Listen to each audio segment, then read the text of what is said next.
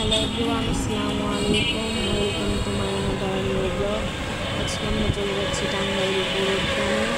সেখানে বিকেলে আমরা বের হয়েছি সেই জায়গার বিখ্যাত মালাই চা এবং পুরা রুটি খাওয়ার জন্য। এটা শুধুমাত্র সন্ধ্যার পর পাওয়া যায়, আপনারা সারাদিন আসলে পাবেন না। এখানে যদি কেউ আসতে চান অবশ্যই বিকেলের পরে বের হবেন, মানে মাগরিবের কিছু সময় আগে। তাছাড়া এটা পাওয়া যায় না। আমরা আজকে সেটা খাওয়ার জন্য বিকেলবেলা সন্ধ্যায় কিছু সময় আগে আমরা বের হয়ে যাচ্ছি। দেখা যাক আমাদের কপালে কী আছে। শুনেছি সেখানে নাকি প্রচুর জ্যাম থাকে, বসার মতো জায়গা পাওয়া যায় না। চলেন লেটস গো, আমরা যেতে থাকি।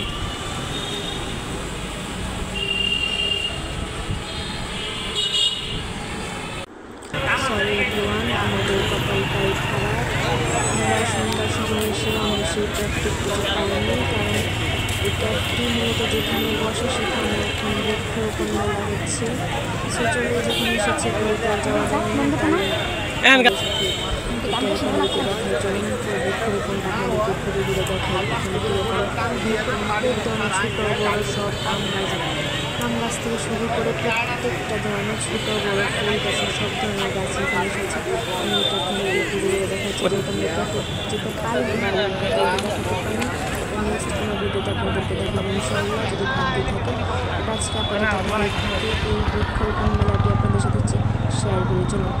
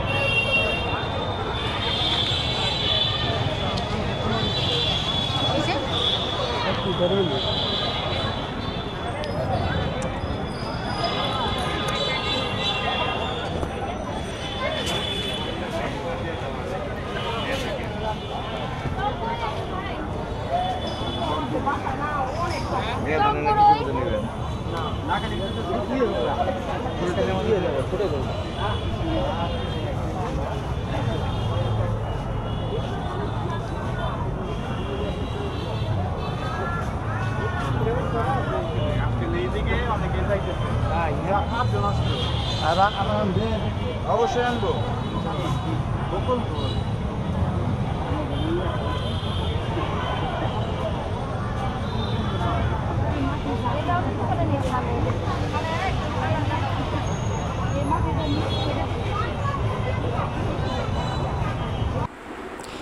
ছোট ছোট গাছের দাম শুনে তো মাথায় হাতে। এই ছোট ছোট টফ যে দেখতে পারতেছেন, এগুলো এক একটার ফিক্সড প্রাইস। এক একটার প্রাইস হচ্ছে 700, 800, 900 টাকা। এই ছোট ছোট গাছগুলার বাপরে বাপ কি যে দাম এগুলার।